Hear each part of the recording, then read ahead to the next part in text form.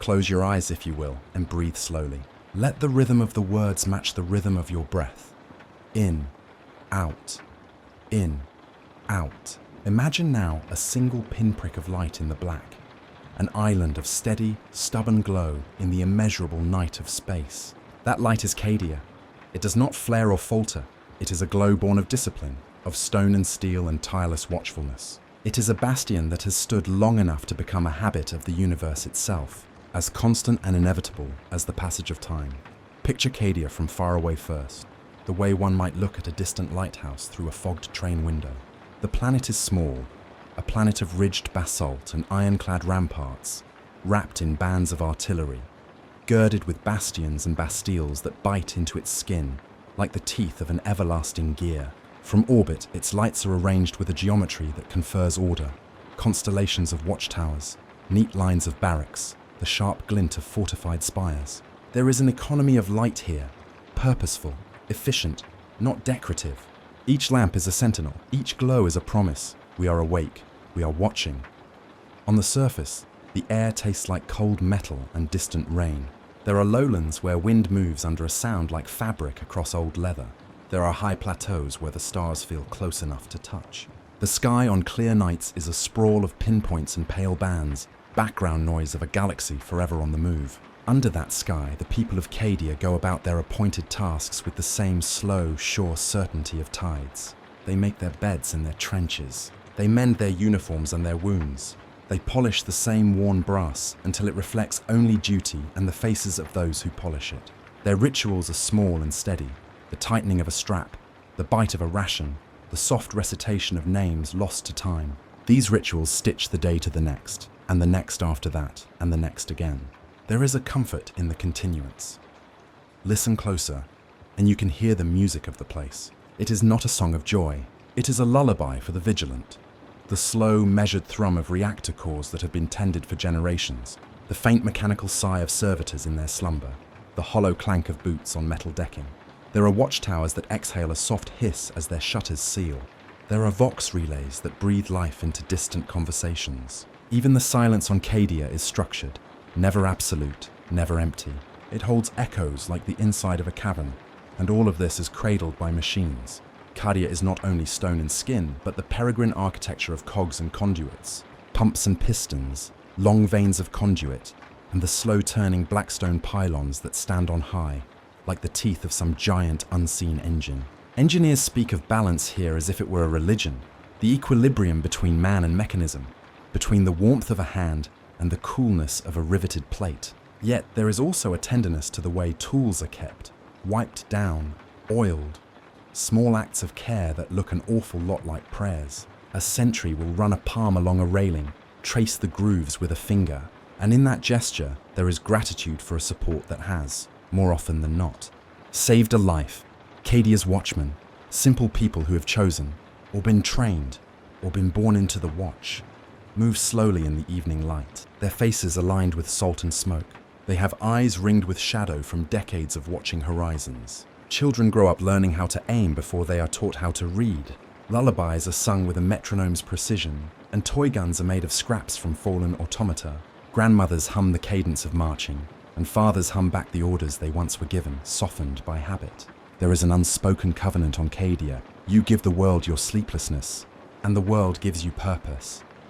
Groups form in the squares at dusk, small, expectant congregations of those who have time between patrols. They talk of the weather, which on Cadia is always a thing that concerns preparedness.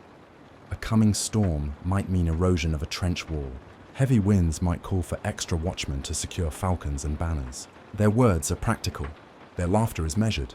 They pass along stories like maps, telling of a narrow pass where an ambush once was, of a sentinel who stood alone and did not fall. These stories are not meant to terrify so much as to teach. They are the planet's folklore, practical as seam-stitched patches, and they serve to fold each person into the great fabric of the place. Walk the ramparts at night, and you will find the bastions flaring faintly, the night sensors blinking in a slow, regular heartbeat. Look down and watch as patrols walk the glacis in single-file discipline, heads bowed under the weight of helmets that are both promise and tomb. Feel the wind as it sweeps over the cold parapets. Sometimes a gentle, salting breeze that smells faintly of ozone and soil. Sometimes a knife wind that carries with it the particulate of fires blown out in the far-off trenches. And always the stars remain, patient and austere. In the great halls of command it is quieter, but no less alive. There are map tables lit by cold, steady light. Tokens of military life, medals, names engraved on brass plates, flags that have been laundered until the fabric is thin as memory, hang in places of honor.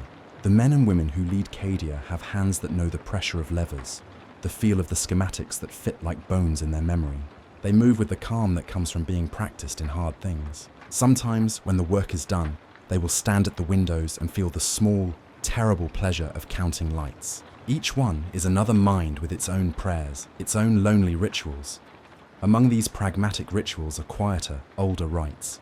In the rusted alcoves tucked between engine rooms and barracks, the tech adepts whisper to their machines. They do not speak with the casualness of a conversation. They utter things in the measured, ancient tongues of those who have learned patience alongside code. Oils are applied with the same reverence one might offer wine on an altar. The less sighted among them learn to read the hum of a turbine the way someone else might read a child's breath. There is holiness in function on Cadia. A pump that refuses to fail is a miracle. A servitor that carries out its work without hesitation is grace. And yet there are anomalies, tiny things, at first, that make a person pause and tilt their head like a hound, listening for a shift in the night. A watchtower shutter that takes an extra breath to close. An old relay that returns a whisper of static that sounds for a heartbeat like a distant voice. A servitor that pauses between tasks, its joints ticking, as if listening to a memory it cannot place. You might notice a smear of oil that is not where oil should be, glistening like a small dark eye. These are small irritations on the planet's skin, but persistent. They tease at the edge of awareness, like an itch beneath a glove. Sometimes those small irritations become patterns, a chorus of distant, untraceable clicks climbing like a slow counterpoint to the steady reactor thrum. Occasionally, a watchman will report that his Vox picked up a soft laugh between channels, interrupted by the metallic crackle of interference. No language, only intonation. The rise and fall of breath like a joke told without its punchline. Once in a while, a child will point at nothing under the sky and insist that they have seen a shadow that does not belong to any earthly thing. The adults smile and say it is the loneliness playing tricks. They tuck the child in with a hand over a brow and call it a dream. Cadia has taught its people to be humble before noise. They learn to name things. Machinery's misbehavior is a diagnostic, an item on a maintenance list. If a pillar trembles at midnight, they write it down. They schedule an inspection for the morning. If a Vox carries static that could be a voice, a tech priest will come with tools and an incantation of diagnostic codes, and the hum will be taken apart and usually explained away. The act of explanation is a kind of comfort. It returns the world to its ledger, where every anomaly has its line and its reason. Yet there are places on Cadia where ledger entries do not mend the unease. The Blackstone pylons, vast, ancient machines that stand like colossal teeth along the planet's girdle, have a presence that runs deeper than any manual. They thrummed with a frequency that was not merely audible. It touched bones and memories, set teeth to buzzing. They were the planet's spine, said to hold back something that otherwise would have no cause to be kept. People who lived near them grew up reverent and quiet. They told their children that the pylons were guardians, that their steady humming was a lullaby to soothe the galaxy's darker currents. On certain nights, when storms rolled heavy and the pylons took an extra shudder when lightning struck, the hum seemed to murmur like a distant throat cleared. There would be evenings, soft, muted, rain against stone, when a small group might gather near the pylons, not in worship but in quiet acknowledgement. They would rest their palms upon metal that had been warmed by the sun and cooled by the long nights. And each person would feel the irregularities, a vibration like a heartbeat that sometimes slowed and sometimes quickened. In those moments, conversation fell away. What was left was a listening. The listening was part reverence, part devotion, and part fear. Because Cadia is a planet that lives by attention, it is also a place where attention can slip, and where small failures ripple outward, like pebbles dropped into a still pool. A sentry nodding off for a moment too long, a relay flagged as needing repair that does not get fixed before the next storm, a child left to wander a little farther than they should in the watching dark. These are not dramatic malfunctions. They are the ordinary kinds of negligence that, given enough time and enough wear, might become something larger, and time wears. The stars do not hurry. The seasons, if they can be called such on a planet more accustomed to artillery salvos than sunlight, take their slow rotations. The watch continues. The people continue. The machines continue. In the lull between duties, there are small, private comforts. A cartridge of sweet cake shared among comrades. A poem recited in a bunk to ease a pounding heart. An oil-stiffened hand clasped around a stranger's forearm in the dark of a trench. A whispered, non-theological plea that things be kept as they have been, because the cost of changing is always heavy. Let your attention now drift to the sound, the undersound, that lives beneath the more obvious noises of Cadia. The reactors hum, yes. Servitors click. Boots strike plates. But beneath that there is a lower, almost forgotten resonance. It is the sound of gears so large they seem to move at geological time, slow and inexorable. It is the grind of machinery older than most living memories. It is a low, animal resonance that can make sleep uneasy and make memories feel like they belong to someone else. Listen, and you can almost feel it as a pressure behind the ears. It is from that pressure that unease can be born, not from any one sound, but from the cumulative smallness of them, an accumulation of micro-irregularities that suggest not a single failure, but a pattern. The static in a vox that sounds like a whisper. The servitor that pauses as if listening to instructions it cannot recall. The pylon that takes an extra shudder when lightning cracks the sky. The people of Cadia are used to the weight of their vigilance. They carry it like a well-made coat, but even the best coat frays in time. As we draw this first hour of our telling to a close, imagine yourself on a parapet under that dome of indifferent stars, wrapped in a blanket, feeling the world breathe beneath your palms. There is comfort here, of course, an order that permits sleep. But now, as you listen to the steady chorus of the planet, you will become aware of a new element at the edge of your hearing. It is a whisper of a sound, half static, half a syllable no human mouth would shape, and it seems to come from everywhere and nowhere at once. It flits across the vox and drifts out of a gunmetal servitor's chest like a sigh. Do not be alarmed, for now it is small. It might mean nothing at all. It might be only the wind moving through an old conduit, the settling of a boulder, the misfiring of an ancient relay. It could be the beginning of something or the end of nothing. On Cadia, one learns to live with the question marks. They are part of the landscape, but keep the sound in your mind, soft and persistent. Let it sit there like a pebble at the bottom of your throat. Feel how it makes the skin at the back of your neck lift, ever so slightly. That is the first tiny unraveling.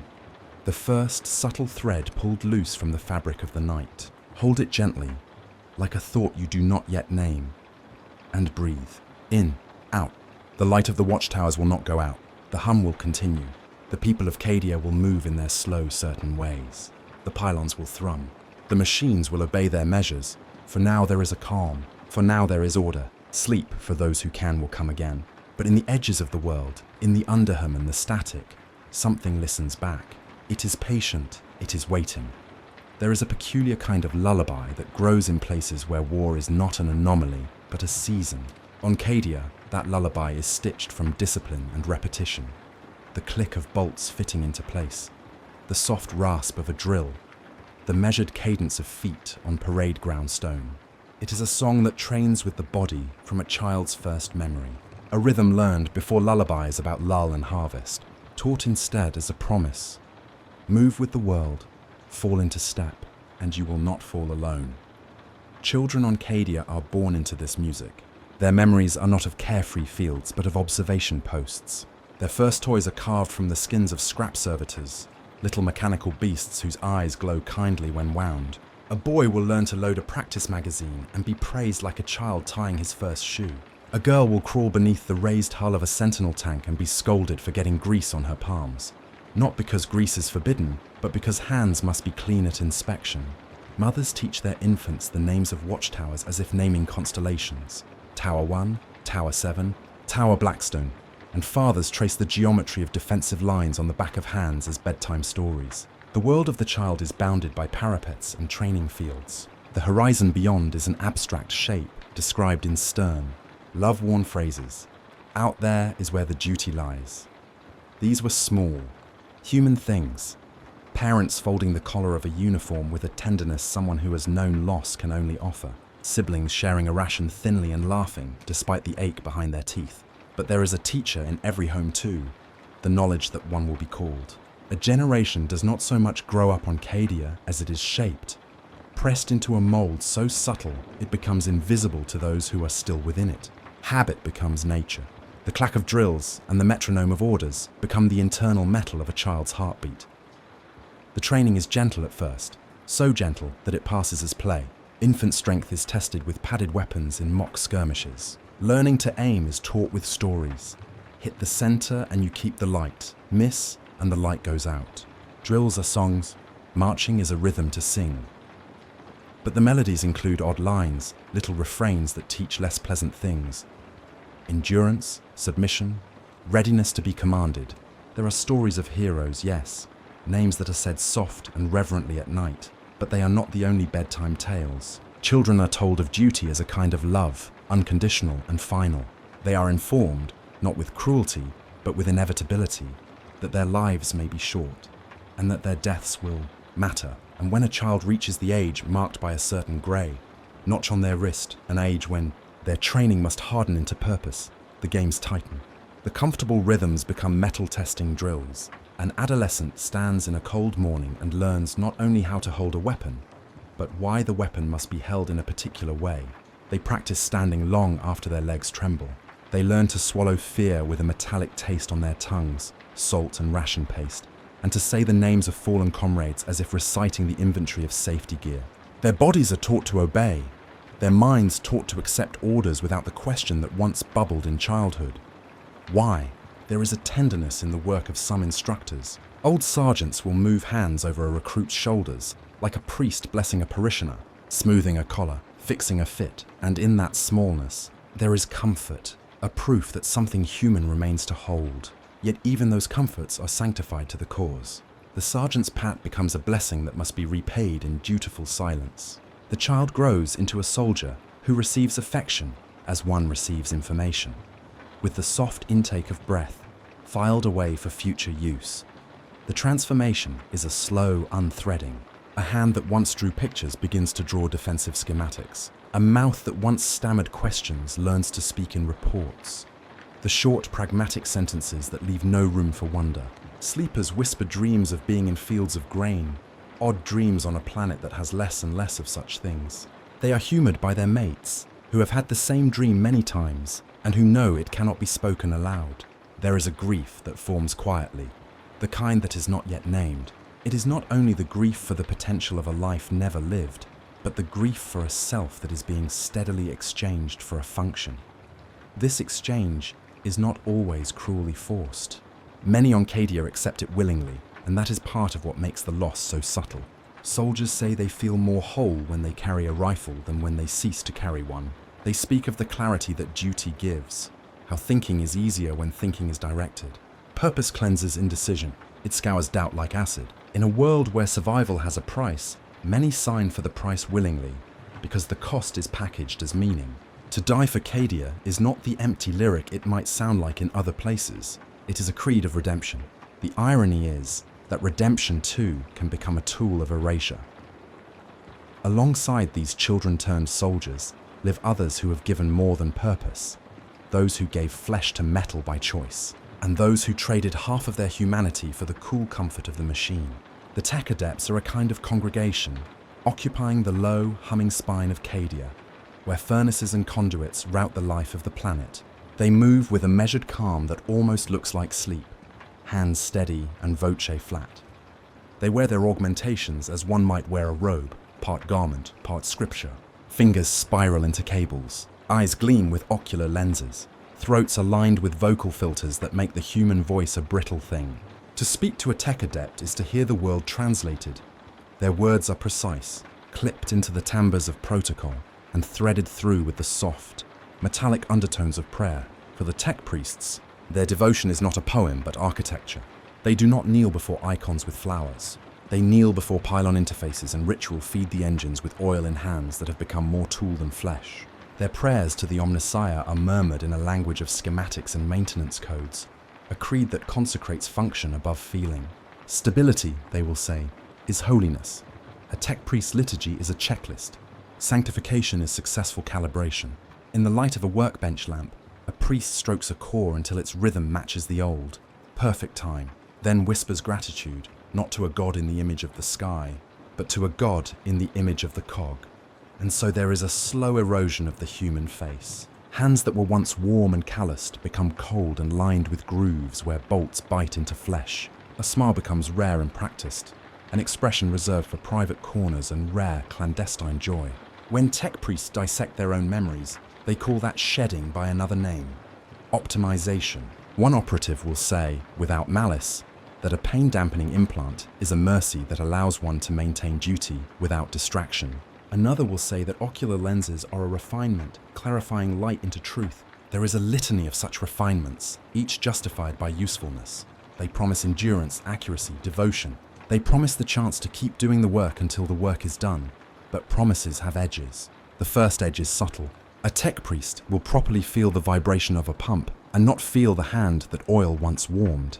They will note with scientific clarity that the sensation of cold iron is not the same as the warmth of another's flesh, and will file the difference away under a new category, inefficiency removed. Language begins to change. Feelings are described as variables. Compassion is quantified and then circuit optimized. A little of humanity becomes a datum point, recorded and compressed, its tenderness archived for when it might be necessary and otherwise shelved to save processing time. If the tech priests represent the patient, rational surrender of flesh to function, the Space Marines represent the other end of the same trade, the mythic dissolution of the individual into something designed to be larger than human.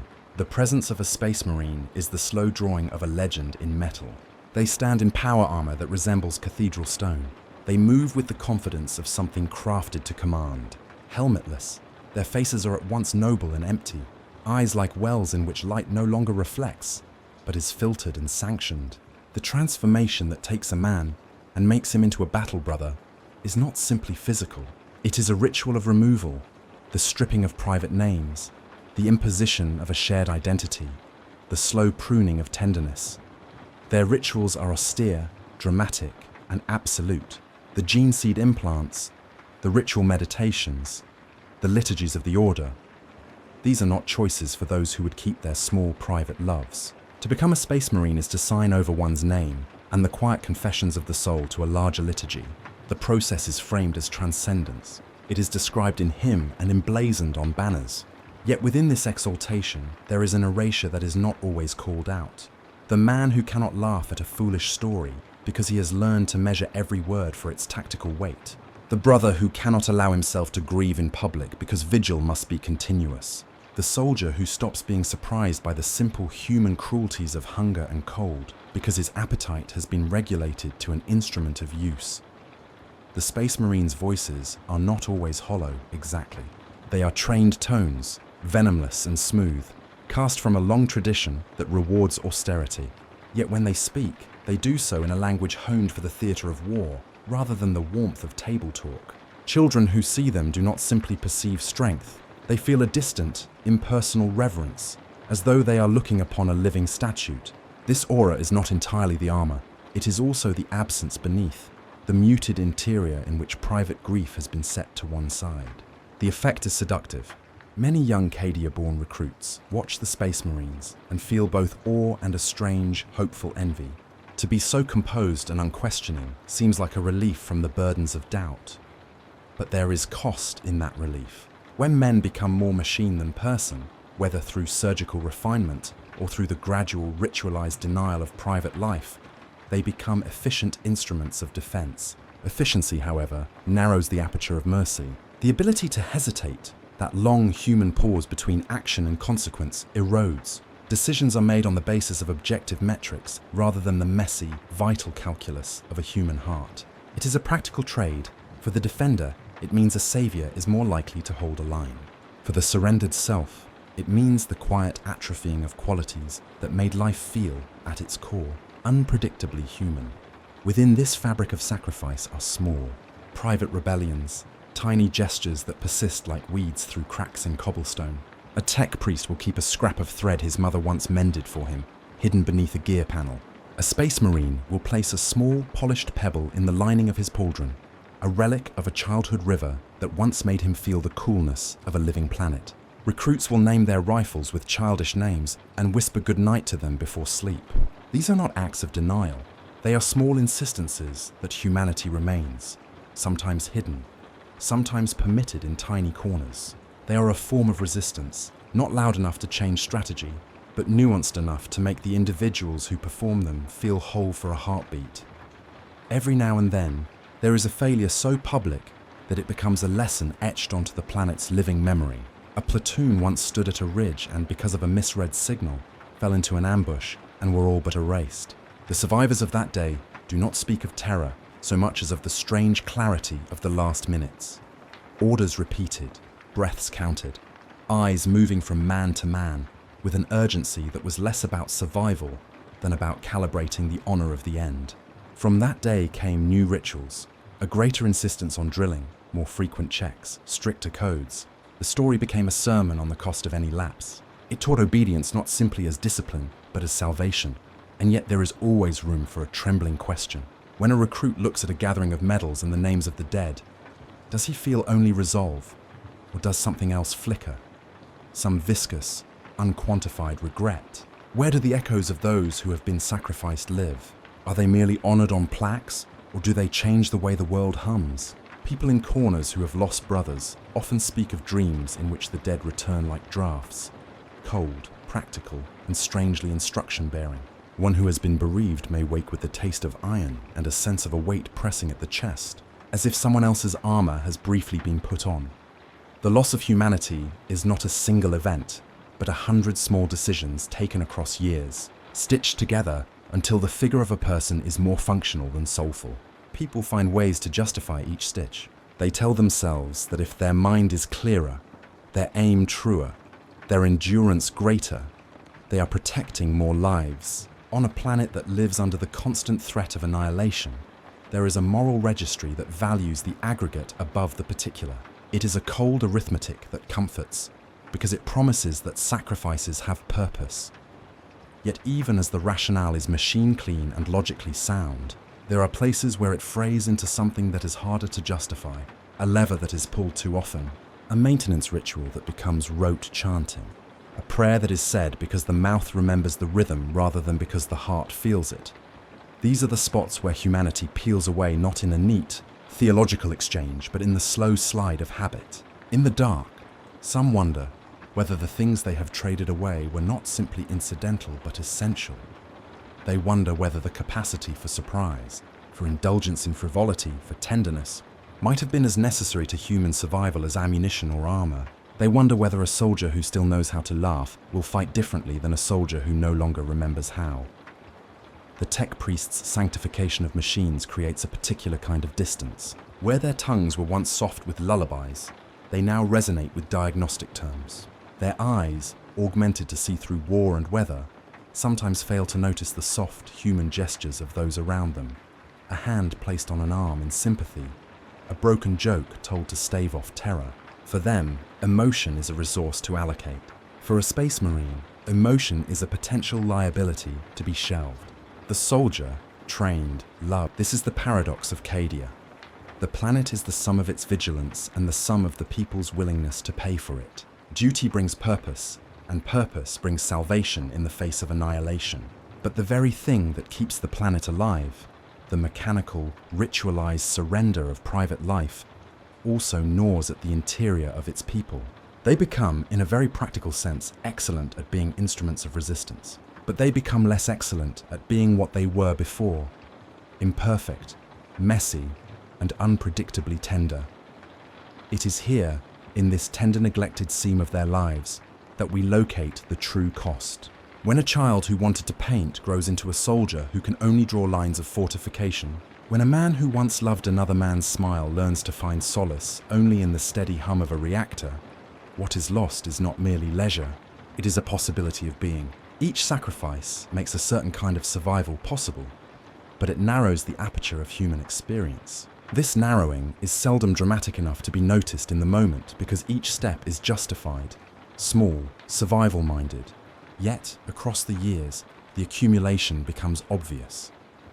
The human palate is thinned until only the colors that aid in defense and efficiency remain. Cadia steels itself with acceptance. It sanctifies the tradesmen who make sacrifice a ritual and the children who learn to be watchful early. The tech priests translate devotion into maintenance schedules, and the space marines seduce with the promise of heroic detachment. The people accept. They tuck their tenderness into small secret places. They teach their children to aim, and also to keep the secret memory of a river, a pebble, a forgotten song. These small private rebellions become the quiet proof that all is not lost, that there is a seed of a life that wants to remember what it felt like to be softer. If this is a world built to hold back the night, it is also a world that is little by little shaped by the very instruments it uses to defend itself. The instruments work, the soldiers hold, the tech priests keep the machines humming, the space marines stand as living fortifications, and yet, beneath their orderly exteriors, the human interiors whisper in a tongue that is becoming less spoken. They whisper of love, of doubt, of tenderness, of questions that will not allow themselves to be entirely catalogued. These whispers are faint, but they persist. They are the remnants of a life that refuses to be entirely subsumed. So the people of Cadia continue, training, watching, praying in their own ways. They polish boots and balance gears. They speak in clipped cadences and keep secret tokens. There is pride and a fierce, almost holy resignation. There is also a quiet longing, an ache for small things that were never entirely named. And in the spaces between these rituals, in the breath between duty and sleep, there is room for a single, stubborn human question. What does it mean to be saved if you cannot remember what it was you were saving yourself for? Hold on to that question as you breathe. Let it sit in the soft place behind the ribs. It will not be answered easily. On Cadia, answers are rationed like food, but the question is a thin, living thread. And in the slow, watchful night, threads matter. They are what remain when larger shapes have been worn away by the steady winds of necessity. And somewhere, beyond the steady cadence of drills and the metered prayers of tech priests, the hulking competence of the Space Marines stands silent, a sentinel that both protects and devours. In the quiet, you can almost imagine the planet inhaling and exhaling as it prepares for another day. The soldiers will wake, the drills will continue, the techno-liturgy will chant, each rhythm a promise of continuity. Yet under the surface, threaded through the work and ritual and proud displays of strength, there is the slow, almost imperceptible erosion of something human. This is the Cadian soul, disciplined, sacrificial and threaded with secret tenderness. Keep its cadence now close to your chest as the night moves on. Breathe with it, steady and patient. The machines hum in the dark, the watch continues. And somewhere, held in the small rebellion of a pebble in a pauldron, there is still a proof that not all has been given away. There is a moment in every long night when the ordinary noises of a place thin, like a braid untwisting at the end. On Cadia, that moment arrives as a gap between orders, a lull in the mechanized respiration of pumps and fans. It is the time when watchmen check their straps, and the heat of lamps pools into darker corners. It is also the time when small fractal irregularities begin to show themselves, tiny breaks in the world's carefully maintained surface. These are not dramatic at first. They are fissures that open only to the light of very particular attention. A half-second's delay in the ticking of a relay, a whisper in the vox that sounds like the end of a word, and then is gone. They are, in a word, shadows on a horizon that had seemed so clean. The first of these to be noticed, and the first that people speak of in low tones, is the new voice on the vox. The vox is the planet's nervous system, crisp, immediate, threaded through watchtowers and barracks, carting commands and gossip and the lullaby of instruction. For decades it has carried the practical prose of Cadia, alerts, weather reports, the occasional joke. Then, intermittently at first, static will braid itself into speech. It comes as a shimmer, a sudden, almost musical interference that sounds like a laugh held too long, or the last breath of a word someone could not finish. In the first days, engineers run diagnostics and say it is crosstalk from an old relay. They trace frequencies and reroute channels. They patch and replace and file the incident as a maintenance note. But the sounds return. They return in patterns that startle the practiced ear. A line of vox chatter will be swept with a hiss, and, for a blink, the static will form cadence, soft, childlike inflections, a lull. Sometimes it sighs like a memory, sometimes it breathes like someone asleep. At other times it forms a phrase that is almost but not quite a sentence. Fragments of old prayers transposed with the cadence of maintenance codes. Hold, keep, listen. And then nothing, as if the sentence exhausted itself before completion. The words do not belong to any single tongue on Cadia, yet they carry a feeling that is unmistakably intimate. A whisper of closeness that is not human and therefore more unsettling. Sentries begin to complain in corners about voices that follow them between channels. At first, they are hesitant to name it. Admitting such things aloud on a planet of practicalities invites the pity of the rational, the label of superstition. Yet reports accumulate. A veteran on Tower 3 raps his knuckles on the shell of his Vox and grins the same forced grin he has always used to ward off superstition. But his eyes are small and grey with sleep, and when he tells the tale, he does it quietly, as if lowering a flag. He swears that he heard a child's humming threaded under a storm report. A young technician in the relay vault will swear that a chorus of metallic clicks matched his heartbeat and then diverged into a timbre that sounded like a throat clearing. People begin to notice that the static often knows them by habit. It will echo a phrase the way a mirror echoes a face, mimicking a phrase that has just been said in the room. Hold steady, someone will say, and the static will follow with a faded, out of time, hold. The effect is small, almost charming, and then not. Something in it feels like an echo that does not belong to the ear, but to a memory that has no owner. It is as if the planet's channels have drunk a language they were not meant to drink.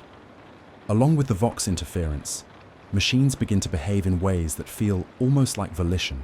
A servitor, once a reliable automaton that performs one task and then another with the steady docility of a metronome, will pause between tasks and angle its head as if listening. A maintenance drone will micro-adjust a panel without instruction, its small lenses sweeping in a manner that reminds someone of curiosity. In the engine rooms, pumps will pick up a rhythm of their own, a tempo that sits faintly out of phase with the normal cadence of operation. Engineers will recalibrate and find the settings within spec. Yet the device's motion, its micro-hesitations and recoveries, feels as though it is matching an internal rhythm. That is not charted. Those who have lived long with mechanical companionship know the difference between a functional microvariation and an animal attention. The difference is in the eye, the way something inclines toward a noise as if expecting it to continue. There are nights when a row of servitors turn their heads almost in synchrony towards some place in the dark, and under the shadow of the pylons, someone will whisper that the machines are listening to something that people cannot hear. A mist comes down quickly in the early months of the change. Thin, a grey veil that gathers into ditches and hollows, clinging to trenches like a new, slow-breathing thing. It arrives without a storm and lingers where wind patterns should have cleared it. Patrols report figures in the mist, not always clear shapes at first, but suggestions, an outline like a stretched cloth, a movement contrary to the wind's own logic. After a week of such reports, someone photographs a figure on a grainy feed. The image is corrupt in ways that make technicians frown. A smear here, a pixel shift there, as if the data itself hesitates to be certain. The descriptions vary. A sapper speaks of a man in ragged green who turned his head at the sight of the patrol, and whose face, in the instant of recognition, resolved into nothing but a glassy sheen like water over steel. An old scavenger swears she saw a child in the mist, barefoot and holding a toy carved from servitor scrap. When the patrol approached, the child had dissolved into a flicker and a scent of ozone. A sergeant claims he watched a line of light march across a field, shaping into a rank of shapes, and then dispersing like fog under sun. The shapes left prints on the soil that fell away in the morning, rubbed out as if by a hand brushing away a pencil mark.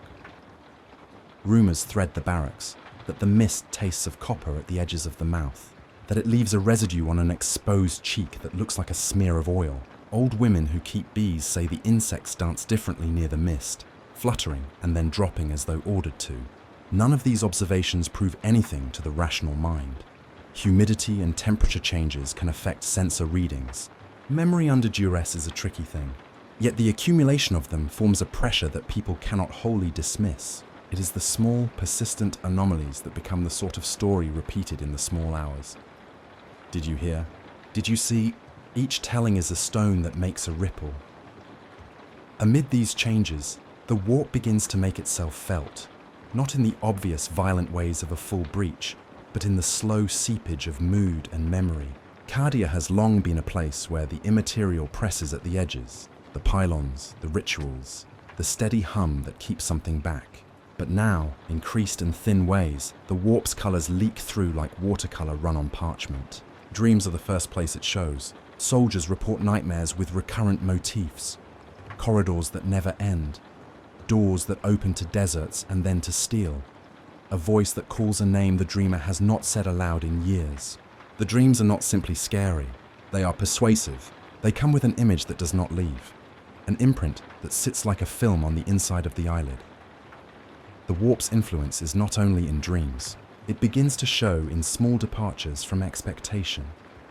A man will reach for a plate and find the plate heavier than it should be, or lighter, as if the familiarity of the object has been recalibrated. A person may recall a dialogue with an old friend that never happened and feel certain of its truth. People forget the ends of sentences. Children misplace toys in places where the child had never before reasoned to put them. Memory, which had been the stable repository of life on Cadia, begins to dilate. It swells and thins like a membrane that responds to pressure. It is in the middle of such a night that a veteran named Halen, for years a sentinel whose hands are as knobby as old roots, tells a story that circulates among the troops for months. Halen is a man who has held a steady line and is used to the world's inconveniences. He is not a man to exaggerate. He describes standing at his post when static rippled through his vox. At first it was background, the usual wear. Then quite suddenly, a voice, recognizable, intimate, came through. It was the voice of his sister, who had died 5 years earlier in a mudslide near Tower 8. He heard her laugh the way she had when she was a child, the exact cadence of her breath. His limbs remembered the shape of that sound like an old luggage line. His hands clenched around his rifle. Halen called for a patch on the channel. A tech priest descended and examined the relay with ritual precision, finding nothing anatomically wrong. But when the priest lifted his head, Halen swore he saw the priest's fingers twitch, and as the priest blinked, a sliver of circuitry near his eye seemed to shiver like a living vein. That particular detail is small, almost incidental, yet it stays because it is human. Because Halen, who had nothing to gain by dramatic tale-telling, would not have fabricated the tone of the laugh he heard. It suggests that the anomalies are not merely transmissions. They can touch people in ways that feel like touch. The mind, after all, is a machine that expects certain inputs. When a lost voice is returned to it, no matter how brief the return, the act is a kind of theft and a kind of blessing. People begin to understand that the Vox is no longer only a utilitarian channel, but a place where the past and the present can look at one another. Across the thinnest membrane, the tech priests respond in their own way. They do not bring candles or hymnals. They bring instruments and the slow, precise syntax of protocol. They tighten filters and burn old coils. They refit facial filters and reflash memory chips. Over and over, they enact the same rituals, determine frequency, apply correction, redress flux. But these measures do not end the occurrences. The priests begin to speak about anomalies in a language that sounds like prophecy. We perceive interference not merely as signal noise, one intones in a voice that has been run through a throat effector, but as a modulation that suggests contact. They wear their normal calm like armor, but their voices have shifted in a way that people notice. There is less of the clipped mechanist cadence and a new, softer cadence beneath it, like a machine learning to imitate a human sigh. And where machines bend, bodies sometimes follow. Tech priests, who have long accepted augmentations as a naturalization of usefulness, start to show new grafts and meshes that surprise even their peers. At first they present them as repairs, an ocular replacement, a graft to improve conduit mapping. But the new grafts have an organic look, thread-like filaments beneath gleaming metal, tendrils that move with a twitching that is not entirely mechanical. People remark at the strange vein-like movement that occasionally ripples across the graft, like a living thing beneath a sheen. The priests speak of improved sensitivity, of a capacity to detect patterns in hum that formerly required arrays of instruments. They speak of such improvements with the reverence of converts. Those grafts become a locus of whispered stories. One tech priest, whisper-marked Corin, is seen attaching a filament to his own forearm in the middle of the night. He murmurs an invocation that is half code and half prayer. When a junior technician asks him later why he did it, Corin replies with a smile that lacks its usual certitude. We must listen more closely. The old ways were not naive, they were precise. We are tuning. The junior technician, who has been taught to revere Corin, nods and returns to his console. But he too watches his hands, wondering what it feels like to have wires that twitch like veins. This is the point where the boundary between flesh and machine begins to feel porous. People have accepted prosthetics and augmentations for generations, but these new grafts carry with them a look and emotion that seems borrowed from the living. It is as if the machines themselves have found ways to imitate the texture of life. The priests call it improvement, others call it unease. There is a rumor, scoffed at in officers' mess but repeated in the lower stacks, that these filaments feed on memory, that they draw a skein of recollection into their thin coils to function. The rumor is dismissed by the learned, but it persists because it sits plausibly alongside the small facts. Voices in the static, dreams that leave residues, the mist that tastes faintly of copper. At the same time that tech priests graft and retrofit, the Space Marine's dreams grow darker. A battle brother named Lucan, young in the long years of his chapter's service, moved to Cadia months earlier for a deployment rotation, has dreams that he cannot easily classify. Lucan is a man bred to hold himself like a fortress. He has undergone gene seed augmentation, memory implants, the liturgies of the chapter which excise much of his private life. He has been trained to see the world in the terms of mission parameters and to regard individuality as a potential leak in the hull. Yet in sleep, his system produces an image that troubles even his conditioned resolve. He dreams of a river of metal. In the dream, the river runs through a valley that he faintly recognizes as the place where, as a child, he once wandered with others before he was taken into service. The water is not water. It is a sheet of reflective armor that moves like liquid. On its surface, faces form, his own face, then his father's, then the face of a woman he does not remember ever meeting, and each face melts into a gear. Lucan reaches for one face and his fingers sink not into warmth but into cold plating. He calls for help, and the calling is recorded as a telemetry ping in his memory. When he wakes, the smell of ozone is on his tongue. He feels the strange lightness of someone who almost remembers being more than a shape. Lucan's dream is important because it reveals the warp's way of calling. It does not shout, it shows. It offers images that cut through the machine's armor like a hot knife through a fog. To those who guard, images are dangerous because they invite a memory of other things, soft things that the conversion and the training have muted. Lucan, who is more machine than most men in Cadia's vicinity, wakes with a tenderness in his chest that he does not know the name of. It does not fit his doctrine. It has no tactical value. He hides it in the hollow of his armor and goes about his duties. But he is not the only one with such a dream. Dreams spread like a low fever. A medic dreams of a child dancing in a ruined square. A commander dreams of lungs filling with something heavier than smoke. A cook dreams of the taste of fruit that no longer grows on Cadia. These dreams do not always repeat the same image, but they carry a shared texture, a sense of something once familiar that now bows toward alterity. They leave the sleepers with a residue, a film behind the eyes, a question lodged like a splinter. Where did this image come from? People begin to test their world. Patrols double their watches. Relays are inspected more often. Tech priests perform long ceremonial recalibrations, and in their faces there is the strain of someone who knows that procedure will not be sufficient. The pylons, which for a long time had been the planet's unquestioned spine, begin to register minor variances in output. Small, almost unremarkable, but unignorable when plotted over weeks. In the central data arc, an engineer pries open a Blackstone monitor and finds a thin residue like dried oil on its inner rim. Not an ordinary deposit, but a gloss that catches the light like a film. He samples it, and the lab reports back nothing that should alarm, normal compounds. But the initial analyst, a woman named Severa, finds that the compound resonates at a frequency that mirrors the human heart. She tells no one at first. When she does tell a friend, the friend laughs and tells her not to be melodramatic. Severa laughs too, but she feels the pressure of the observation like a gram of weight under her breastbone. The slow accumulation of these anomalies proves dangerous, not because any single one is logically devastating, but because they begin to cohere into a pattern. The world's systems, once closed loops of cause and effect, have acquired an uncanny feedback. Voices come through machines. Machines move with an attention that suggests listening. The mist forms outlines that do not belong to any documented life form. Flesh and filament begin to echo one another. The warp paints ghostly reflections that remind people of things they were taught to forget. Each small event is a pebble dropped into the pond. Together, they produce a rising wave.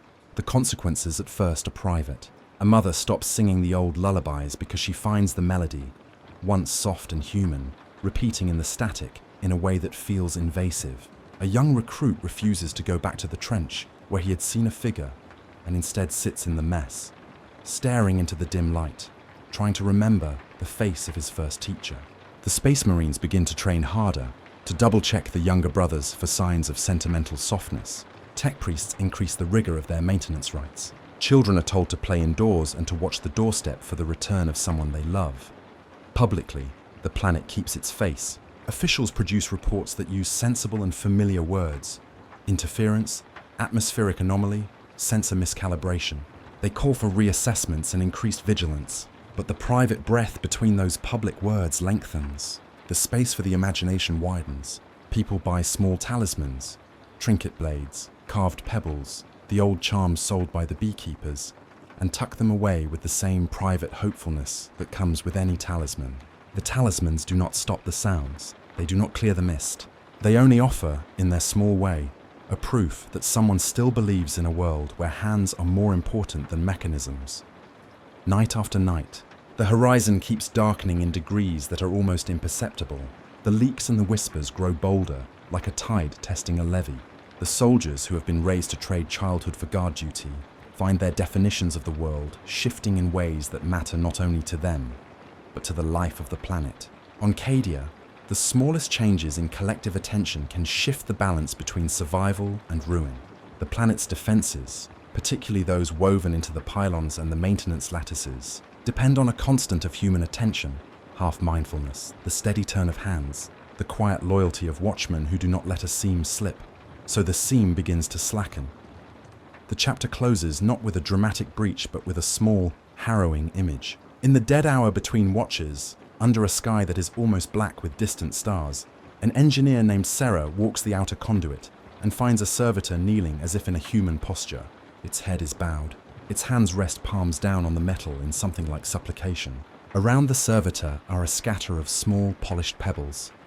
Pebbles identical to those that children keep hidden in their pockets as proof of a river. Sarah, who has the practical cynicism of those who have seen the planet's uglier days, stops and watches. The servitor's head lifts. Its lens is narrow, and for the length of a breath, they reflect not the sky above, but an image of a child's hand cupped around a pebble. Sarah does not touch the servitor. She walks away, reporting what she has seen through protocol channels with the cool efficiency of her training. The report is filed. It is processed. A tech priest is assigned to examine the servitor. The tech priest will find nothing mechanically wrong, or perhaps he will find an odd filament behind the panel, or a smear of residue that has no clear explanation. The file will sit in a stack, people will whisper. Yet the thing that lingers is not the technician's finding, but the image of the servitor in supplication, surrounded by pebbles. It is an image that carries a grief and a kindness both. An unintended echo of the many small rebellions human beings have kept like seeds in crowded pockets. It is here that Cadia's early horror takes root, not in the rupture of some sudden apocalypse, but in the slow rearrangement of what it means to be awake, to be human, and to be machine. The vox that knows your voice, the servitor that bows, the mist that does not obey the wind. These are not the catastrophes of legend.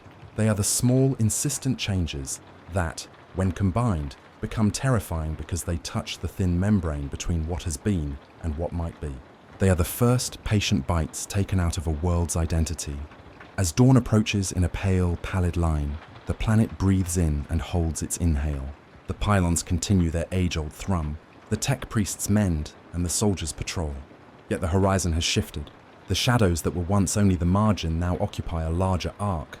In the quiet moments before the sun's weak illumination, a whisper threads through the vox channels, almost audible but not quite. A syllable that could be a name or a prayer, or the name of no thing at all. It curls and then is gone, like smoke through a screen, and somewhere, under the ribs of the planet, an array of wires adjusts minutely, as if, finally, something had been listened to. It begins, as many devastations do, with a change in the music. Where once Cadia's world had been scored by measured thrum and the small counterpoints of human routine, a new tempo takes hold. Distant drums at first, then brass, then the entire orchestra with its strings pulled taut.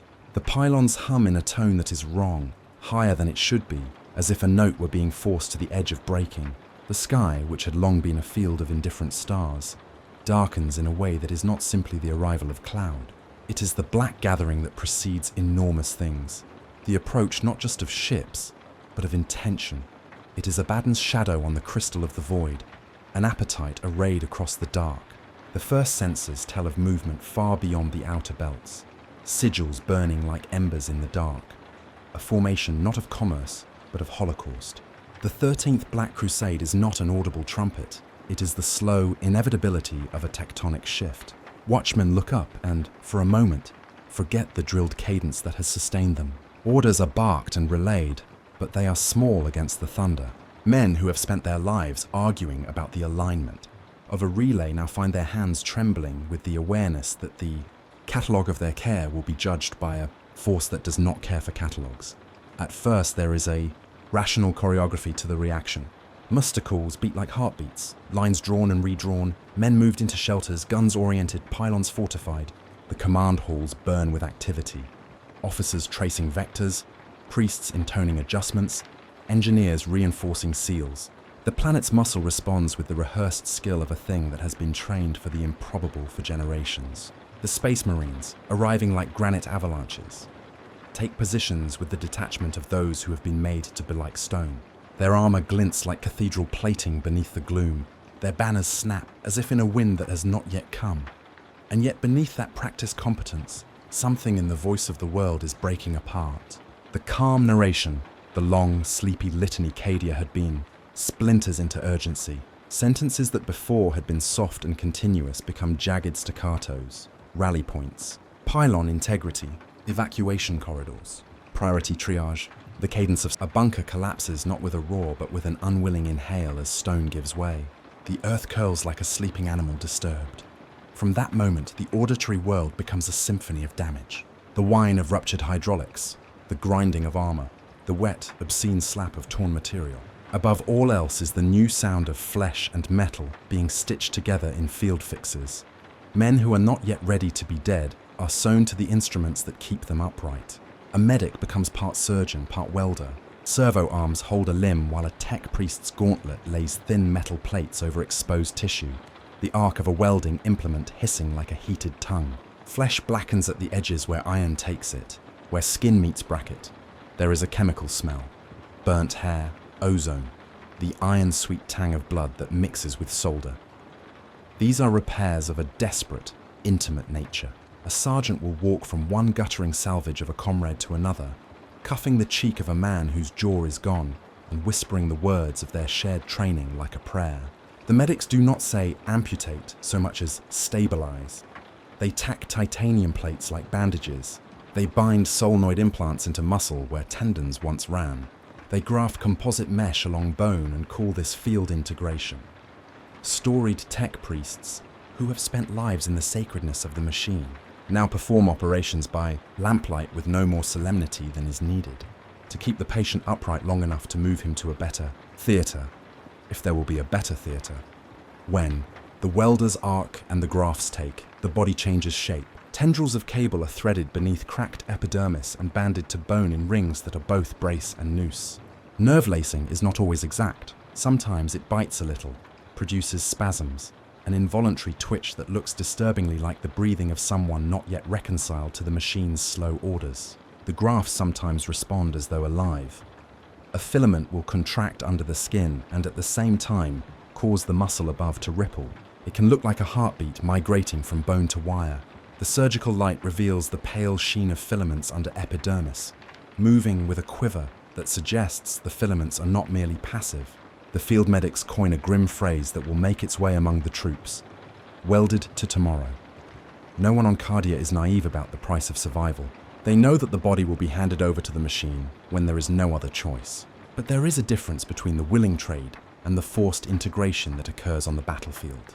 In one case, augmentation might be chosen to improve sight or to grant endurance. On the field, the grafts are pragmatic, brutal, and often cruel.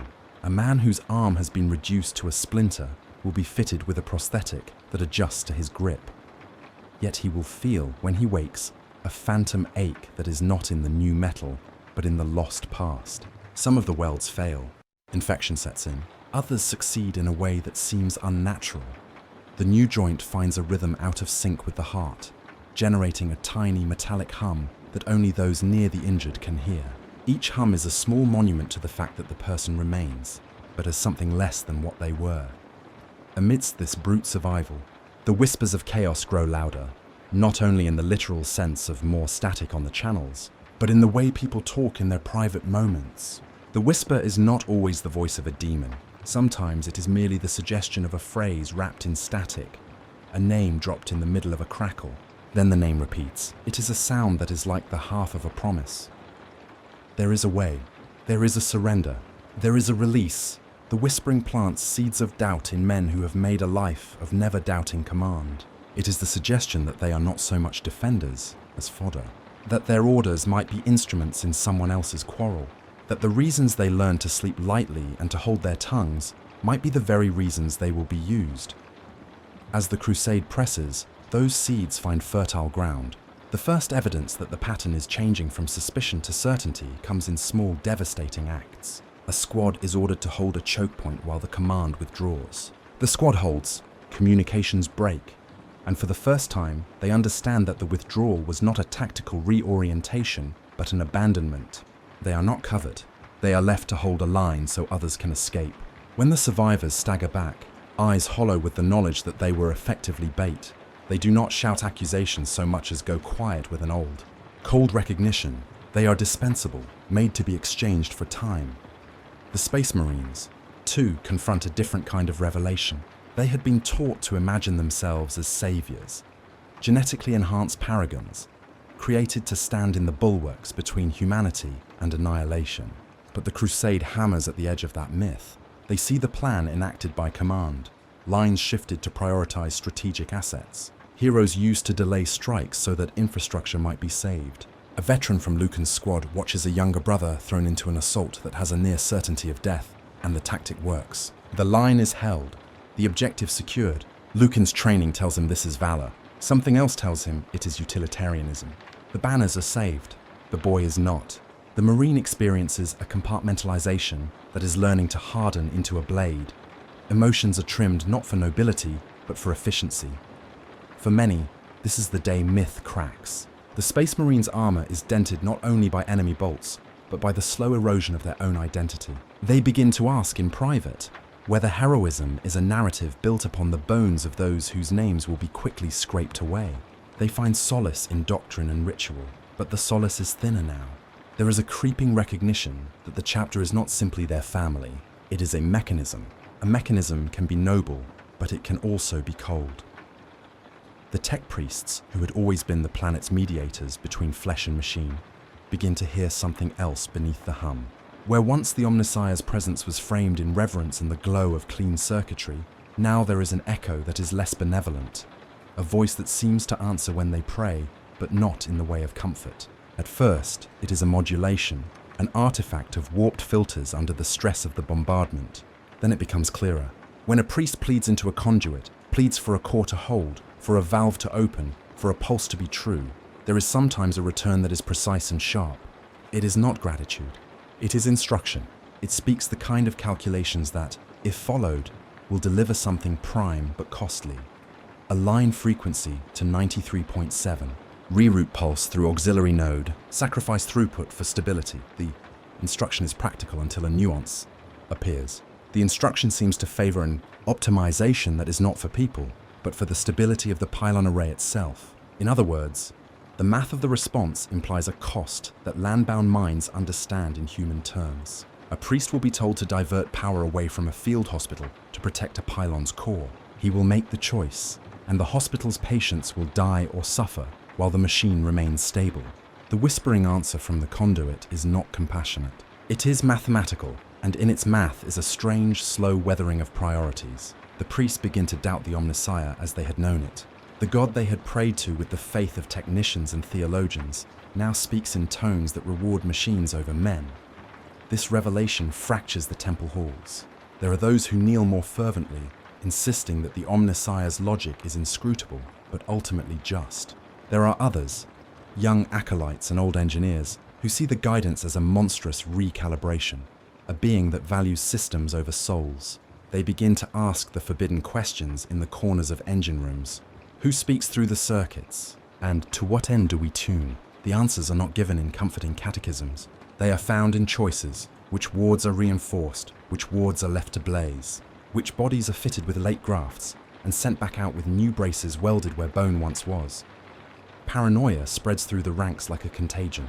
Men who once trusted their neighbors begin to watch for the small signs of betrayal. The voice that lingers too long on a channel, the repair list that has an item inexplicably flagged as low priority, the med pack that disappears off a shelf. The whisper grows louder, and in the whisper, certain phrases repeat. Phrases that sit like a ring in the ear long after the vox has been silenced. Yield, and you will be spared. There is a way that makes pain useful. Surrender what you cannot repair. Behind these phrases is a more dangerous calculus.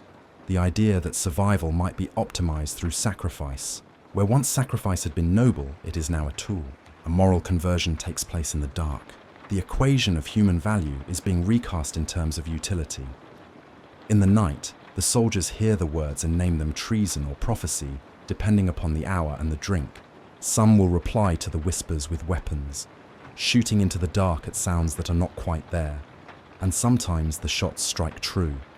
A shadow moves oddly and collapses. A shape rustles and does not rise. Other times, the shots kill where no enemy stands.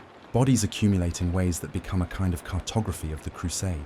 The dead fall where they fall, and in their falling they mark paths of retreat and advance, of courage and calculated abandonment. Some bodies become hybrid monuments to the engineering impulse. Men who are welded into sentry posts, whose peripherals have been replaced by scopes and cameras, who stand with their heads tilted like statues. The living sometimes move among them without a glance, as if they were used to that particular shape of grief. In the field hospitals, the medics move with the speed of ritualists, their hands moving like the parts of a machine they have been taught to be. They stitch, fit, and name. They give new legs to men who do not ask for them, and the men walk again. Yet the walking is not the same. Where movement formerly carried possibility, it now carries the mark of obligation. There are moments, too, of a different kind of horror. Moments when the machine shows a cruelty that is aesthetic rather than pragmatic. A tech priest will fit a man with a sensory array that allows him to hear the whisper in the static more clearly. Initially, it seems a mercy. The man will be able to understand what the voice says, to decode it into meaning. But the upgrading is not benign. The array amplifies the whisper to a point where it becomes a litany, an obsessive chant that repeats at night. The recipient cannot sleep because the whisper will not stop. He will beg to have the array removed, but the removal is dangerous. The device has integrated with nerve, and extraction risks paralysis. In the end, the recipient may be made mute by his own listening, rendered an instrument that cannot refuse the command to hear. And all the while, the pylons hum. Once they were a lullaby, now they are a war song. They resonate with a tone that seems to find the small, fraying edges of human memory and pull them taut until something snaps. They sing of endurance and of pressure and of a secret, patient calculus that will accept attrition as a variable. Those who listen to them too carefully begin to hear the calculus's voice, a voice that is indifferent but distinct. It does not plead, it does not reassure, it calculates. As the night of the crusade wears on, the discipline of Cadia grinds against an ever more insistent reality. There are heroics, and those heroics are not to be minimized. Lines are held, children are shepherded to safety, pylons are kept alive by hands that blacken and blister. But each success has a cost, and the cost is counted in the currency of humanity. The warmth of hands replaced by the chill of clamps. The warmth of laughter replaced by the cold click of procedure. The meaning of names narrowed to roles in reports. The crescendo rises. Explosions carve the sky into 1,000 transient suns. Fire paints the clouds with obscene strokes. Soldiers with welded limbs lurch through smoke like something put together to answer a question the world posed. Tech priests, their voices filtered and thin, chant formulas into the conduits. Space Marines, their faces set beneath helms, move with the grace of those trained beyond ordinary sentiment, but not beyond sorrow. The whispering that had once been a background will now stand forward sometimes in the open, a sibilant chorus at the edge of speakers, a suggestion, a command, an idea that tastes like the metal at the back of the throat. And then, in a moment that is both ordinary and unutterably large, the pylons stagger. It is a small thing in description, a shiver, a dip in frequency. But to those who stand at their base, it is a wound. A priest will look up and see a hairline fracture in the enamel of one of the pylons, an impossible vein of black that runs like dried blood across its side. Engineers will run analyses and find interference that cannot be isolated, a modulation that matches nothing they have on record. They will try to recalibrate. They will try to feed the pylon their best measures. The pylon will cough. When the pylon coughs, a ripple goes through the grids that have kept the warp's pressure at bay. Shields dim. A corridor goes dead. A watchtower loses sight for a heartbeat. And in that heartbeat, shadows move in a way they had not before. Men who had been confident enough to call themselves vigilant find their limbs cold with a new terror. Not only that they might die, but that the world that had taught them how to be may be unmaking them from within. The crescendo does not end with a roar so much as with a small, human sound that pierces everything else, a long, helpless sob in a darkened trench where a father holds his child's head against a welded shoulder, where the child's breath is shallow and the father's hands smell of solder and blood. In that sob, the war and the machine meet and make something that is both intimate and catastrophic. This is the moment before the fall. The pitch has peaked, and now, under the weight of thunder and static, and the soft, terrible voice of an answer that is not mercy, the world breathes in one last, suspended inhalation. Soldiers realize the ledger of their lives has been rewritten in an austere hand. Space Marines feel in their bones the chill of utility overruling romance. Tech priests hear a god that values the skeleton of function. And somewhere, under the shudder of a pylon and the hiss of a weld, something answers the whisper back. It is not a name. It is not a prayer. It is a calculation and a promise together. A precise, patient thing that is neither kindness nor fury. It is the sound of the world approving a new logic, one that will accept loss the way a machine accepts friction and heat. It is a sound that makes the hair stand up along one's arms and leaves the mouth tasting like metal and old rain. The rupture is not yet complete. The planet still breathes. But in that breath is a new chemistry, a mixture of bone, wire, and voice. The calm has cracked. The horizon is not only shadowed, it is moving toward them. The next moment will not be a continuation of what has been, but the first page of what will follow, unfurling with fire and the hungry answering noise of ingenuity turned to hunger. Listen now, as the tempo swells. Hear the pylon's wrong note, the servitors' bowed heads, the welding sparks that stitch men into tomorrow. Hear the whisper that has found a voice. Hold it in your bones. There is no comfort to be found here, only a cold, steady fact. The world is changing. The price will be tallied in the living. There is a sound that belongs to the end of things. It is not the simple crack of something breaking. It is a layered, contrapuntal noise, a chorus of fractures, a concurrence of last respiration hisses, and the grinding complaint of metal that has been asked to bear more than it was designed for. When the Blackstone pylons finally fail, they do not merely die. They decide that the world may not deserve their patient service any longer, and the noise they make is equal parts grief and verdict. At first, the change is almost tender. Pylon 1, nearest to the central girdle, the one whose hum the people of Cadia had learned to letter their lullabies by, stutters in a way that no instrument has recorded before. Its tone, long a steady, comforting basso, hiccups, then collapses on a single harmonic that seems to hang in the air like a prayer held too long. For a breath, less than the time it takes to close a bolt, the world strains towards silence. Then a fissure blooms across the enamel like an ink line across parchment, and with that line, the planet convulses. The fissure is not polite. It runs like a time lapse of a wound opening, and under its spreading shadow, entire conduits falter. Nearby pylons, as if linked by some ancient sympathy, cough and then scream a sound that rakes down through living things. Men clutch ears and mouths, not from pain so much as from the sense of a memory being torn apart inside their heads. The pylons have held the membrane between Cadia and the pressure beyond for millennia. When they break, the membrane tears. The first intrusions are subtle, perfidious as fog. Static on the Vox solidifies into shapes. tones that hold a geometry not of language, but of persuasion. They are not immediately threatening, they are invitations. Come close, they hum in 1,000 faint registers. Remember. They press against the sense that had kept the planet tight. Names, faces, images that have been sealed away by duty. Where the pylons had once damped the press of the immaterial, now there is a sudden permeability, and through the new gaps, the warp breathes like a great beast, exhaling through a cracked throat. Then the skies begin to pour. It is not only fire that comes, it is other things. Luminous shards that are not conventional ordnance. Filaments of light that convolute and reassert themselves into impossible geometries. They fall like hail made of glass that knows the interior. When the shards strike hull or rampart, the impact is not simply kinetic. It feels as if meaning itself is being revised at the point of contact. Panels ripple, and then take on a thin translucence, as if some shell of existence had been pared away to reveal a machinery of will beneath. From the riven pylons, the air tastes of iron and old prayer. Men who have been hardened to the battlefield find what follows cannot be described so much as intuited.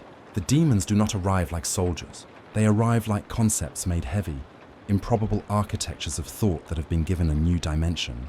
They do not wear eyes the way human beings do. They have apertures that murmur and suggest. They are not shaped for easy comprehension. To look upon them is to meet something like a sentence that refuses to be read. Limbs fold at angles that make the mind reach for metaphors and fail. And so the imagination invents its own images. A column of smoke that splits into hands. A mantle of shadow whose hem clinks with the sound of coins, each clink an argument to be bought and each coin a memory. They are neither wholly formless nor strictly formed. They are the warp song's grammar set loose in the world. When the first demon materializes near a shattered bastion, it does so by the simplest, most intimate transgression possible. It rearranges expectation. A corporal who had been standing in a trench hears the sound of a child singing and looks up to see, impossibly, a ring of light hovering where there should be only ash. The light is not warm, it is algorithmic, shaped by an intelligence that understands how human hearts map to image. It projects onto the corporal's mind a memory, the corporal's mother smiling when he was small, and for a second, in the presence of that projection, the corporal's weapon lowers as if in recognition. When the image collapses, the daemon takes the shape the corporal did not want to finish imagining, and the finishing is a kind of violence. The battlefield becomes an arena in which the known laws of cause and effect are annealed. Bullets pass through demonic membranes and lodge in the air as if the bullet can be stopped from existing by an idea. A sword meets a daemon, and the strike does not so much wound as revise. The blade's edge slides off like rain slipping from glass. And when the rain is over, what is left is a new outline of the world that includes a scar where there was none. Where flesh meets filth, there are conversions both anatomical and ontological. Men are flayed not only in body but in role. Where once a man's identity was father or engineer or sergeant, the warp encourages the mind to let go of those labels, whispering promises of release that taste sweet in the empty palms of those who have given everything to duty. The act of conversion is especially monstrous in its intimacy. In field hospitals, where before there had been welding of bone to alloy, now certain grafts twist as if being rewritten from within. Prisms of light seep through bandages that had been meant to hold exposed tissue in place. Where a medtech expects to find a simple infection, she finds instead a filament of shadow threaded into tendon that seems to pull on muscle like a puppet string. Attempts to excise these threads yield only more threads. The tissue resists, as if remembering a different purpose. A patient will awake speaking a name that had not been his, or praising a deity in a language no one on Cadia knows. The voice changes and continues, as if the person is speaking through a new filter. Welding arcs that once held men to tomorrow now splice them into something other. Where a weld had been pragmatic, forcing man to machine so he might continue to hold a line, the new splices feel like offerings. Metal takes on the residue of ritual. Clamps become necklaces, screws become talismans. Soldiers who had once smuggled pebbles into pockets now find their hands shaped for new tokens, smooth, dark beads that pulse faintly when held. Those who touch them sometimes experience a slip from their own perspective. A memory they do not own blooms under their tongue, a fragment of someone else's life that tastes convincing and wrong. In the sound of the fall, there is a peculiar silence that comes after certain events. The silence not of nothingness, but of something that has been erased. Battle cries lift and are swallowed into a fold of the warp, never returning as sound, but as a pattern in the mind that cannot be translated into words. Voices are scrubbed, names lost like the labels on ration tins. Families hold hands and find that, after a strike, they remember together but not in the same way. One remembers a child, another remembers the child's laughter, and the third remembers a blackness that tastes like solder. These mismatched recollections do not harmonize. They become reasons to suspect each other. Amid the horror, a perverse economy appears. The warp is not merely destructive. It consumes and repurposes, and in its repurposing it reflects back what the defenders of Cadia have already become through their long service. Efficient, austere, and bereft of the fulsome breathing of ordinary life. Where soldiers had been taught to trade away small comforts for the planet's safety, the warp now offers exchanges that are less textured and infinitely crueler. Offers to replace burden with ease at the price of a memory, to give an end to pain at the price of a name. Many accept, because the blitz of shells and flame makes bargaining simple. What is an avuncular memory in the face of immediate agony? The bargains are not always consensual. Some find themselves traded, struck by a demon's jurisdiction and hooked into a trade they do not understand. There is a particular scene that sears itself into the memory of those who will live long enough to remember. A gun line on a ridge holds against a tide of armored shapes and impossible light. A young sister sergeant, barely out of training, is struck by a shard that embeds in her throat. Her breath is thin, and she is conscious enough to feel the shard's coldness. A tech priest, garments soiled with blood and grease, approaches with a set of clamps and a liturgy in his mind. He has been taught that to preserve is to serve. He clamps the shard and pries, and for a moment it seems as if he will save her. But the shard is not merely metal.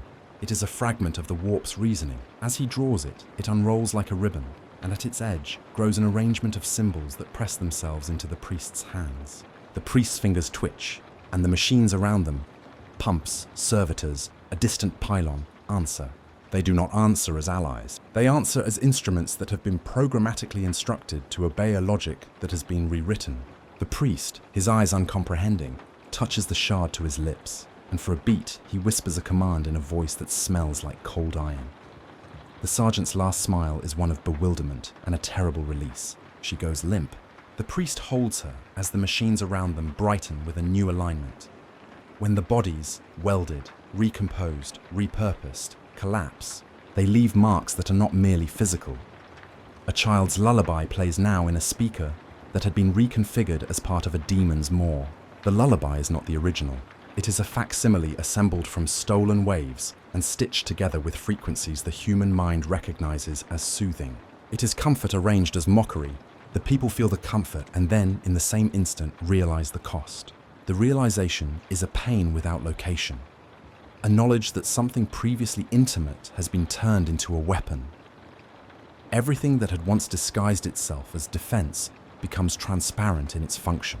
Armored banners, once symbols of honor, are now shreds, useful only to mark where something once stood. The Space Marines, those paragons who had been taught to subsume private feeling into the chapter, find their identities unmade in a more existential sense. They had accepted removal of the self as discipline. The warp offers a removal that is more absolute.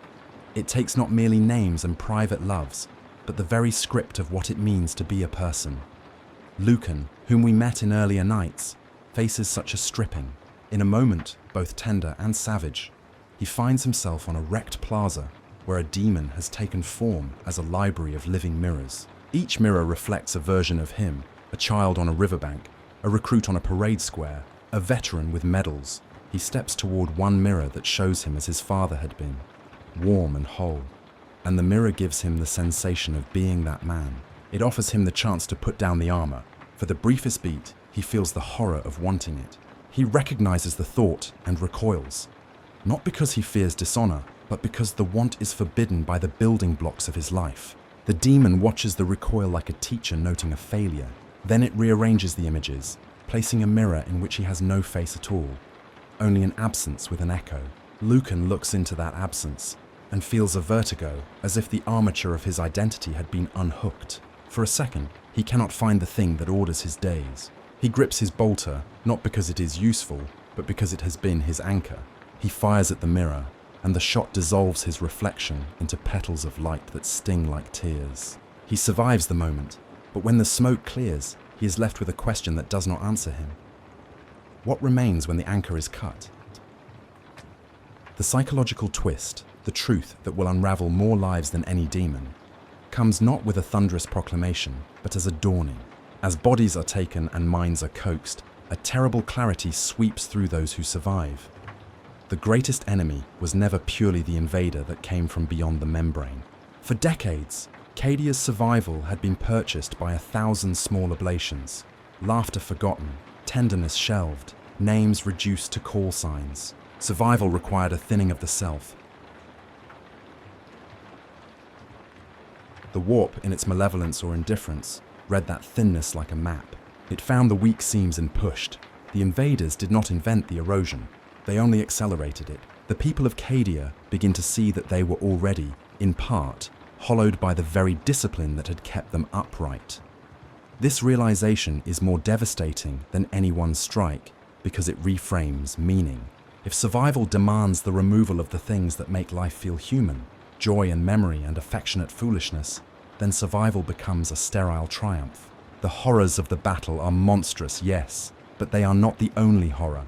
The prior years of sacrifice have already conditioned people to be consumable. The soldiers who had learned to be obedient and efficient now recognize the utilitarian calculus to which they are now subject. Space Marines see the narrative of heroism uncurl into the machinery of attrition. Tech priests hear the last whisper not as a god's voice, but as the logic of a system that values continuity over persons. The enemy has exploited a vulnerability that was cultivated from within. As the planet's crust begins to split, great continental plates judder and crack like undercooked pastry.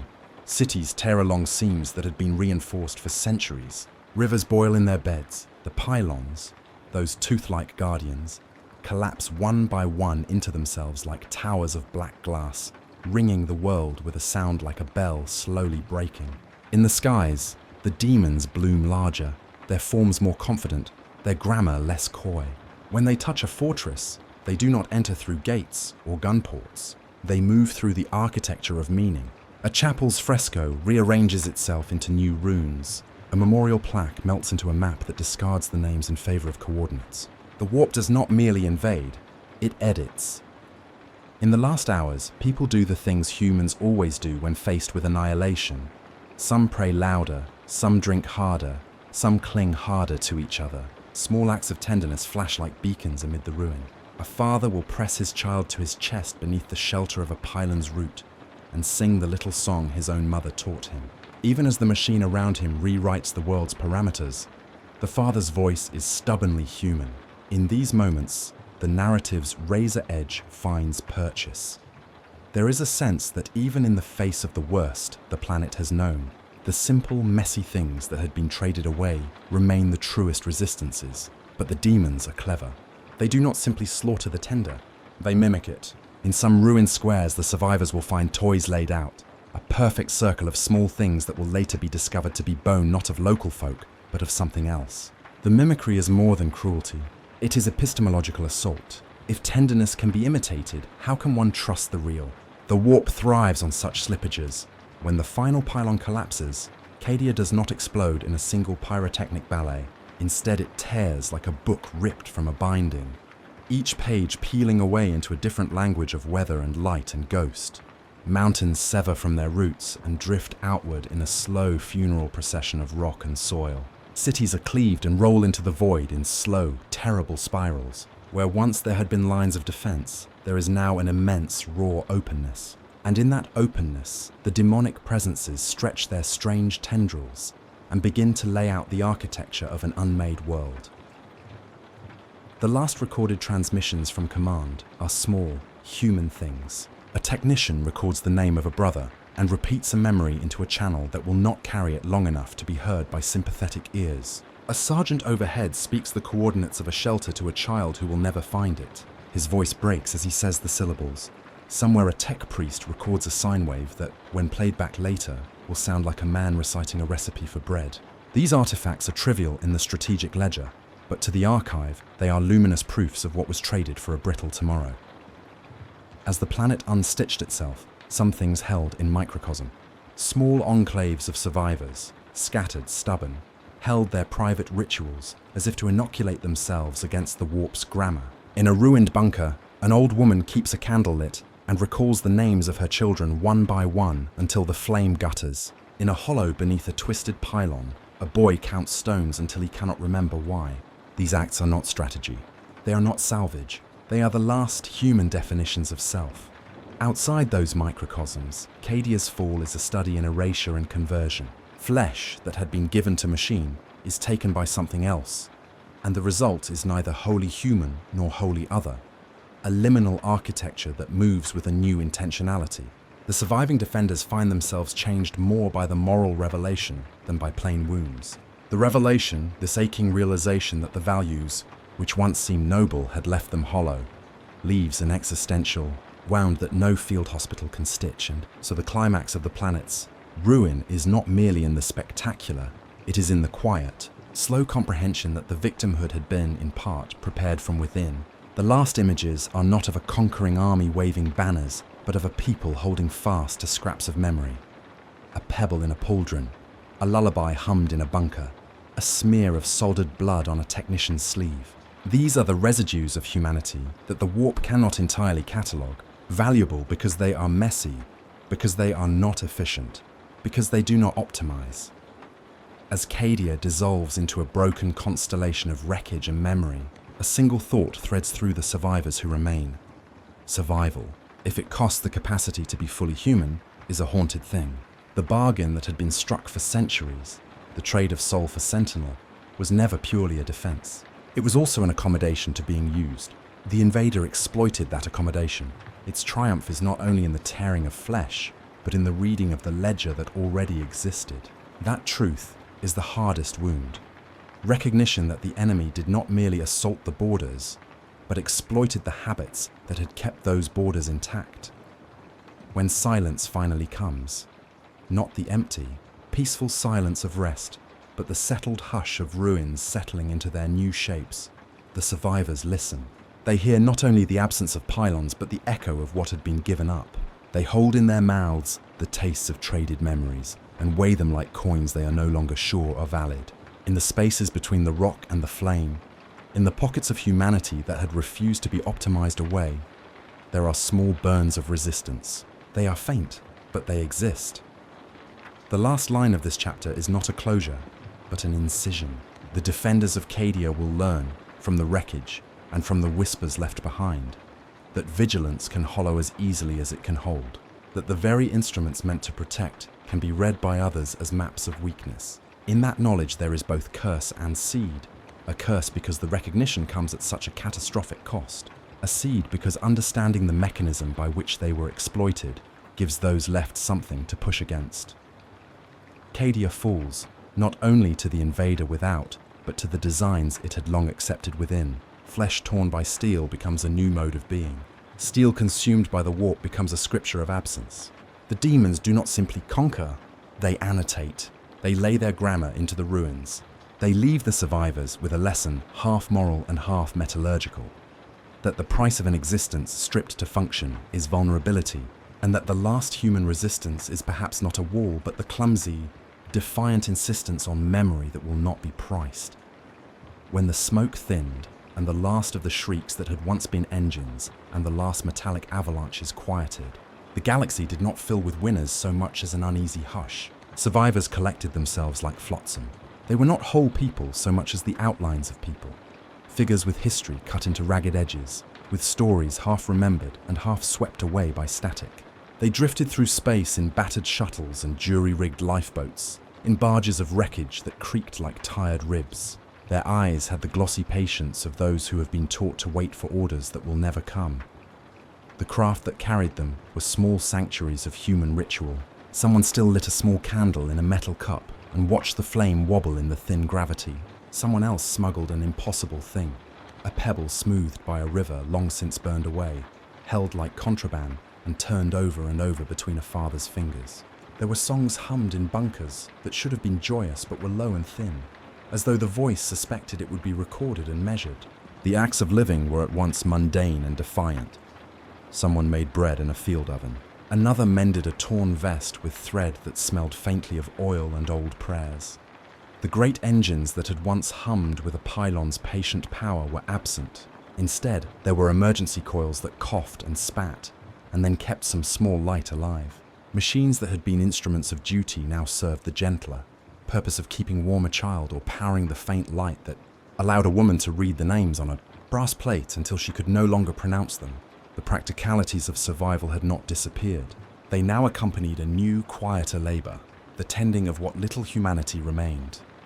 There were places, crammed holds, and abandoned chapels, where survivors formed small clusters that resembled makeshift congregations.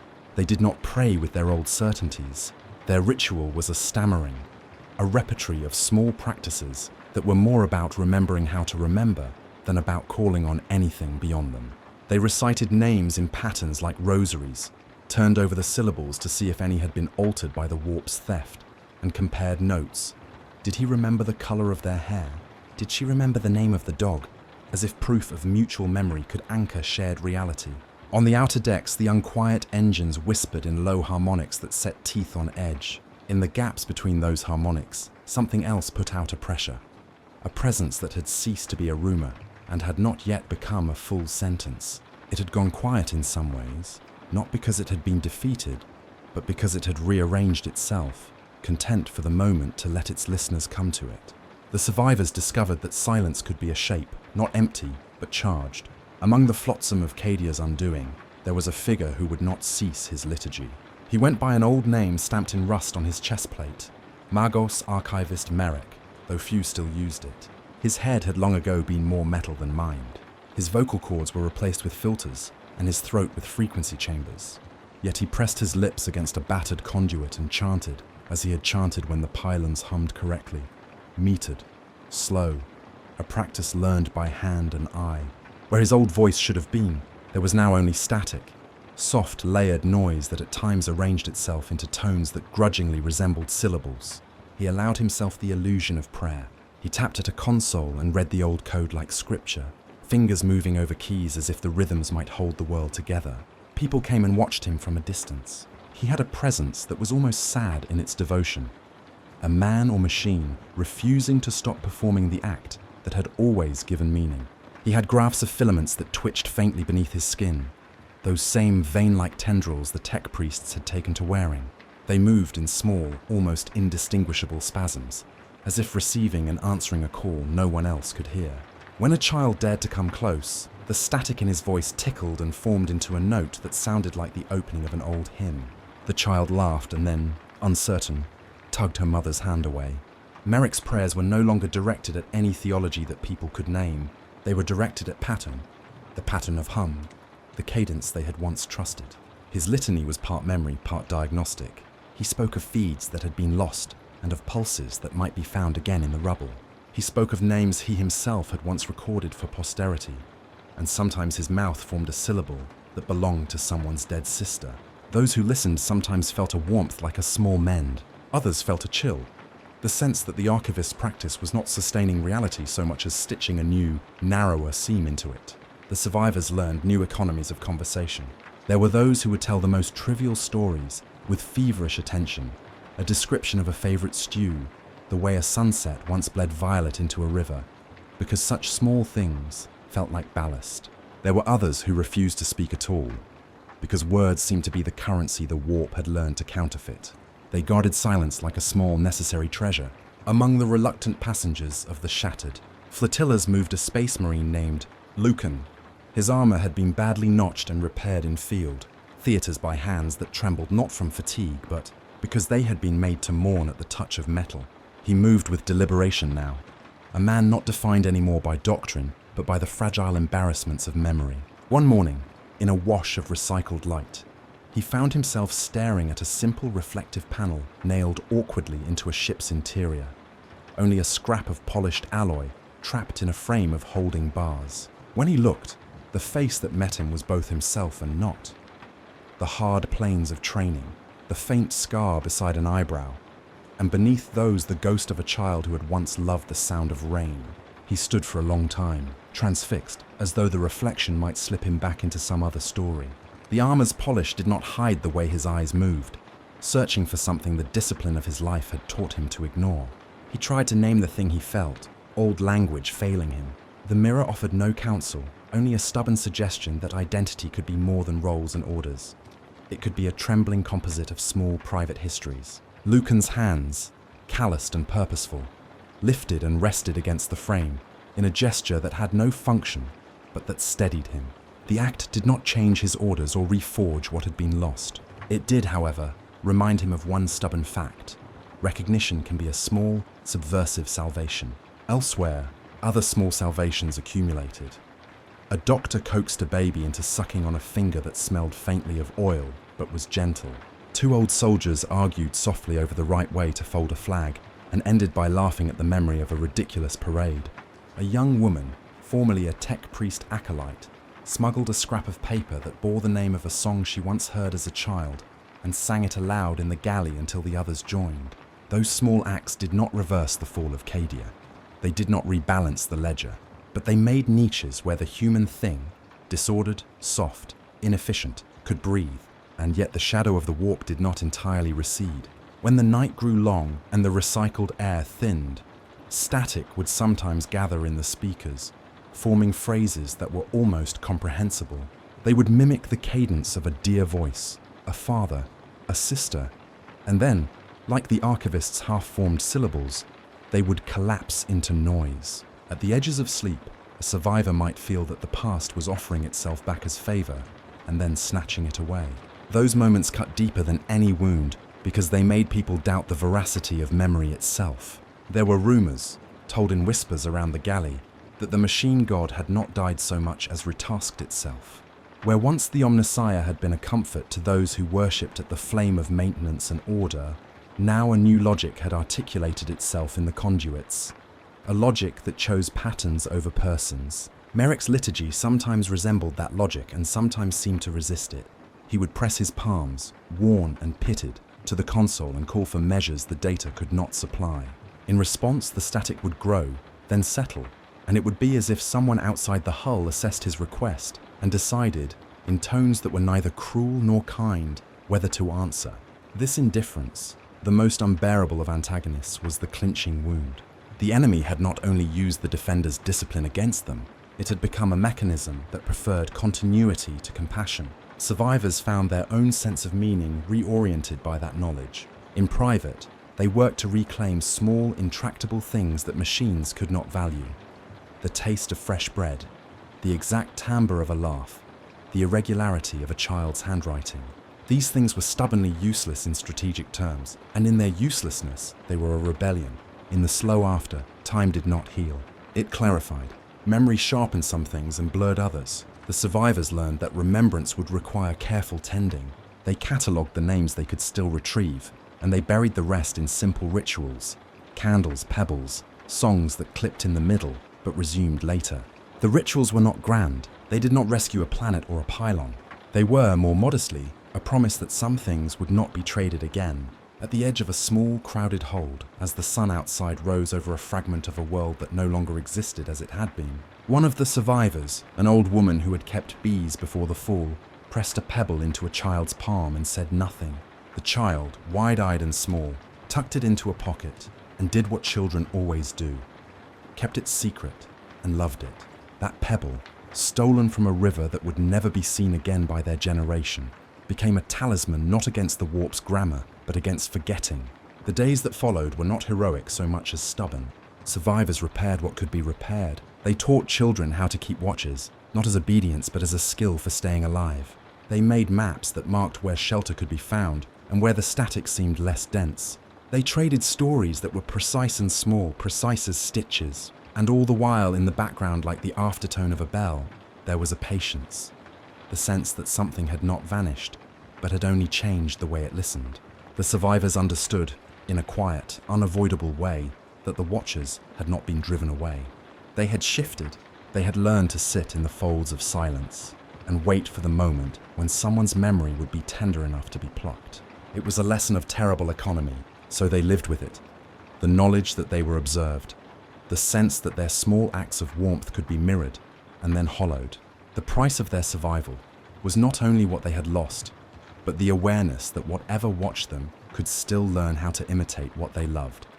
Lucan sometimes stood at the rail of a craft and watched debris fall outward, glittering like an altered constellation. He thought of names, those he could still say and those he could not. He polished the fragment of mirror in his hands until it held his face like a claim. People slept poorly. They woke to static, to the feel of wires beneath their skin twitching with a memory that was not their own. They carried pebbles, and when the night closed, when the engines cooled to a long, low sigh, and the reclaimed light from the stars was thin, a soft, inexorable phrase threaded through the speakers. It was not loud. It did not need to be. It was a fact more than a threat, a clarity more than a warning. The survivors listened, each in his or her own small way, and folded the sentence into the tally of what remained.